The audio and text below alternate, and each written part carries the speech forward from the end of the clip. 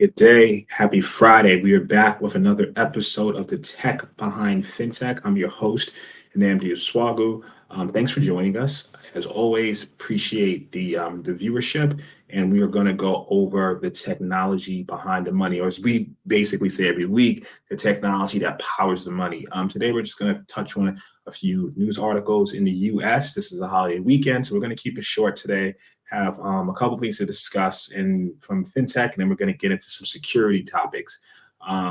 Without further ado, let's kick it off. Always happy to be here on the Tech Behind FinTech. Okay, guys, before I start, we're streaming live from Facebook, LinkedIn, YouTube, and Twitch. We also have a stream going on Instagram. So my folks on Instagram, thanks for joining in. That's behind the scenes on a separate device. So let me get started here. Let's put the banner in. Today's show is sponsored by Strategic Generation, providing cybersecurity consultant and SOC 2 services for the fintech industry. The comments, as always, if any of the articles we touched on, you have questions or comments or want to add to it, please post in the comment section. Whether you're on Facebook, LinkedIn, YouTube, we will see your comments, or Twitch. We will see your comments, and we will post it also to make it part of the video. If you're on Instagram, you can go live to the Tech Behind FinTech, where you can actually see the live show and post comments that could be part of the show as well. Okay, let's jump into it.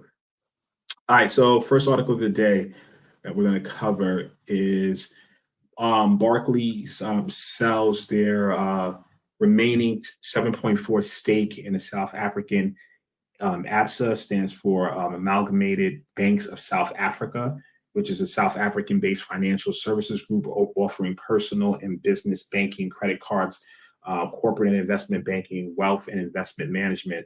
So Barclays purchased a majority of the stake in the South African lender in 2005, and they rebranded the group Barclays Africa. But the name switched back to Absa Group in 2018. So in 2016, Barclays announced its plan to leave Africa and consolidate after tumultuous year instead of focus on its UK and corporate arm. So what does that mean? The 7.4 stake is 63 million shares. ZAR is the currency at 169 the ZAR. That's 851 pounds. So approximately comes out to 538 million pounds, which is equivalent to 622 million US dollars. They are expected a loss of around 35 million US, which is 31 million pounds. So like I said, this is more of a consolidation effort, and they're totally out now. And I remember back then too, when they had Barclays South Africa. Look at my LinkedIn profile, definitely have past affiliations with the firm. So definitely remember that time period. All right, let's move on to the next article. U.S. real estate fintech Reali is to close down. So Reali is a real estate fintech platform for home buying and selling. It's announced it's closing operations and will be laying off most of its workforce on September 9th. It's a California-based fintech. It cites challenging real estate and financial market conditions, as well as unfavorable capital raising conditions, as reasons behind the decision to shut down. They said active real estate transactions will continue to be supported through the end of the year by a small team of employees. Realize also that they have conversations with companies that express interest in acquiring specific parts of its business, including mortgage origination, title, and escrow and power buying. They basically, so some history on Reali, right? Launched in 2016, in which they secured 250 million in its latest financing round, which was held August 2021. The funding round includes 75 million in equity, 25 million in venture debt, 150 million in warehouse financing, and the firm raised over 300 million since launch. In 2020, it claimed more than 7x year-on-year growth, 2x year-on-year customer growth, and threefold increase in the average revenue per user. What a difference couple of years makes. I know during COVID, a lot of things were remote, so that kind of added to it. And home buying was the amount of prices that just got, inflated during that time period was insane. So it's not the case right now. See what's going on Instagram. Okay, we don't have any comments on Instagram, so let's gonna keep it moving. All right, so once again, this is going to be more of a quick episode. Let's move on to the third. All right, so this one, moving into security now, something that's near and dear to my heart. Hard-coded AWS credentials and 1,800 mobile apps highlight supply chain issues. So what's going on here? We're going to get into this. Symantec has discovered hard-coded AWS credentials. They did it through their threat hunting team. It looked at both Android and iOS apps. Nearly all the applications containing hard-coded credentials were developed for iOS. A closer analysis revealed that 77% of the apps contain valid AWS access tokens that provide access to private cloud services, and nearly half contain tokens that provide full access to files. In some cases, millions of files in Amazon S3 storage bucket. So they get into the study highlights supply chain issues. So when they talk about supply chains, you have to realize it's sometimes not what the developer who is actually building the mobile app coded. It's the components and libraries that they used in order to get the end result. So if you look at a supply chain issue when we talk about software, we talk about cars a lot because even though it's manufacturing, you can kind of think about it along the same lines when a supply chain. For you to get your final vehicle, there's it's a whole bill of goods, right? So everything has to be checked off in it, and all those little suppliers, they basically fed into the car company that you purchase your vehicle from, and it was just tons of different parts and different things that need to happen. That's your supply chain. So in software, we're looking at it, your supply chain or your libraries that you use. In this case, SDK, standard development kits, and so forth. Those were developed outside of your application, but you're leveraging it because you don't want to build those from scratch. It'll just take too long. So the study highlights some issues there. So let's go back to it, right? The source of the problem is often a component that is used by multiple developers, such as a third-party library or SDK, while in some cases, the access keys found in applications are needed to download or upload assets or resources to access configuration files or to access cloud services. Sometimes they're simply there because the developer forgot about them. Totally dangerous. So let's look at some case studies. So in the first case study, Symantec researchers shared that it involved a B2B company providing intranet and communication platform, which can also be accessed via mobile SDK. The SDK contained hard-coded AWS tokens, which the firm needed to access the AWS translation services. However, instead of limiting it to the translation service, the token provided access to all the company's AWS cloud services, including customer and corporate data, financial records, and employee data, as well as files used by the firm's intranet of more than 15,000 companies. Ouch. So this next one, which is even crazier. So the second use case, they discovered popular banking apps on iOS that rely on the same vulnerable third-party AI digital identity SDK. So, like I said before, right? They're relying on these frameworks and these SDKs and in some cases libraries, because they're not building it from scratch because it'll just take too long. So things that are already built, they're now leveraging it. But the problem is if those SDKs are vulnerable. Have someone just joined on Instagram. We wave to them. All right, if those SDKs are vulnerable and they're not scanned. So in this case, outsourcing the digital identity and authentication component of an app is a common development pattern, as the complexities of providing different forms of authentication, maintaining the secure infrastructure, and accessing and managing identities can incur a high cost and requires expertise in order to do it right. And unfortunately, in this case, the things were not done right. So just because the framework is out there and it looks that it's you can just import doesn't mean that it was actually developed right. So we're going to go over some potential ways to track that. So embedded in this particular SDK were cloud credentials that could place entire infrastructure at risk. The credentials could expose private authentication data and keys belonging to every banking and financial app using the SDK. Furthermore, users of biometric digital fingerprints used for authentication, along with users of personal data, were exposed in the cloud. So what were the results? Let's get into that. In total, over 300,000 biometric digital fingerprints were leaked across 5 mobile banking apps using the SDK. All right, so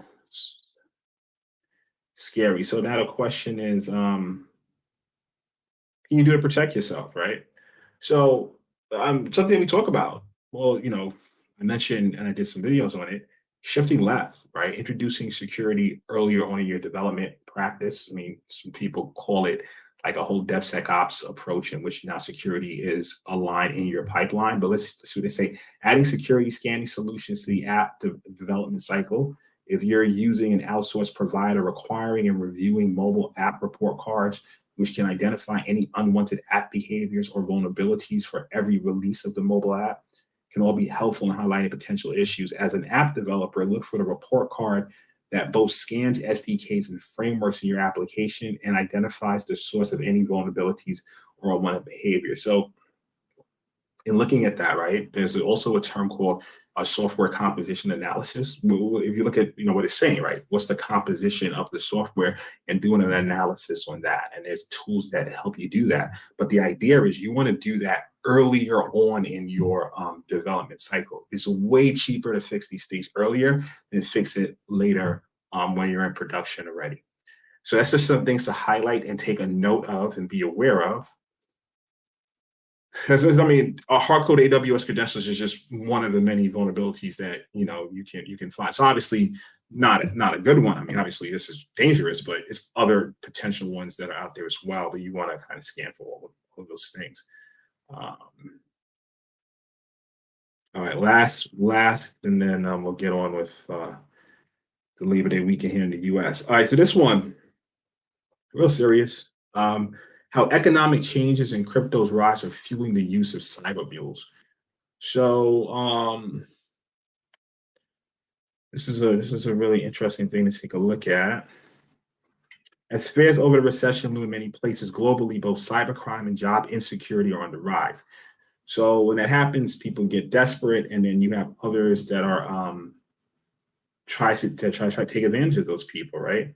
So in this case, right, we hear a lot about drug mules. What are cyber mules? It's similar to how drug dealers rely on unsuspecting or otherwise vulnerable people to help them transport drugs or launder the proceeds of those sales. Cyber criminals use people to help them launder the proceeds of cybercrime. Most of these so-called mules are driven by greed or desperation, while many have some idea what they're getting into. Others are initially lured in false pretenses. So if you look at like the past, right, for online fraud that took place between 2015 and 2019, money mules were involved in most of the 3.5 billion in financial losses, fraud reports to agencies. But right, and how does that even happen? Criminal groups often use job ads that appear to be authentic to recruit mules. A questionable job posting might state a potential employer is searching for a payment processing agent or money transfer agent, or even a position as broad and ambiguous as administrative representative.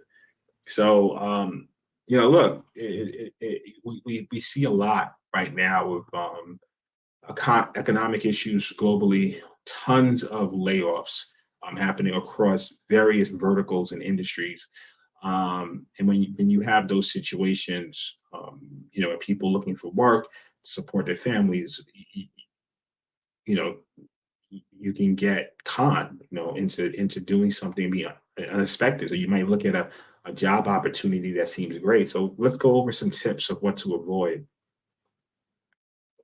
Here are some tips. Remember the old adage: if it seems too good to be true, it is.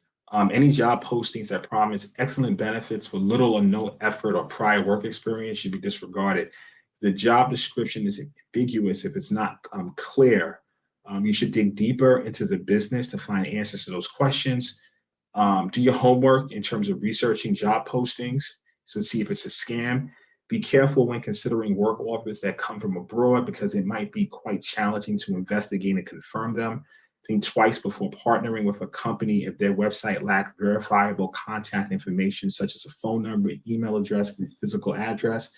Walk away from any business that requests your personal bank account number as the channel through which payments are to be made. Recruiters frequently insist that their mules use anonymous money transfer services to send money.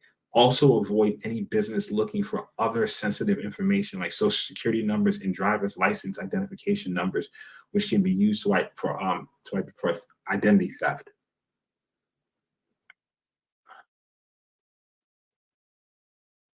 So also they noticed in this article, crypto currency has changed the game largely because of lack of regulatory oversight. It doesn't have to be the same limitations as traditional money and transactions are often anonymous.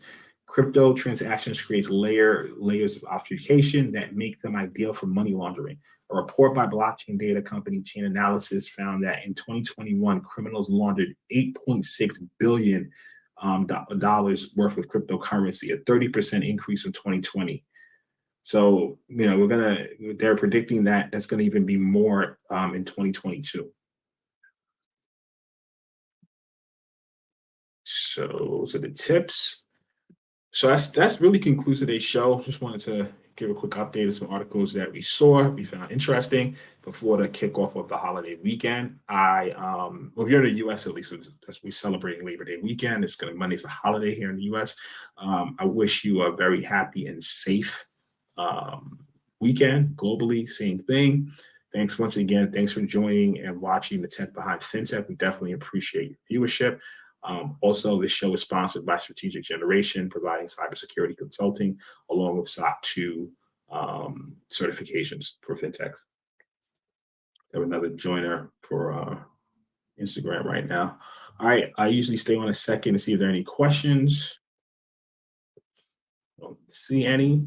So once again, thank you for your time today and thanks for joining in. This concludes our show for Friday. Cheers.